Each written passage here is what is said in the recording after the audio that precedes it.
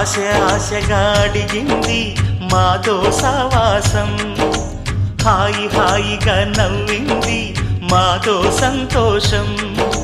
మధురమైన మమకారం మా ఇంటి పేరు అంటే, మనసు మీటు అనురాగం మా మాట తీరు అంటే, బతుకంటే ఎంత బాగుంటుందా అనుకోదా లోకం, ఇటువంటి వింత తను చూసిందా అనుకోదా స్వర్గం.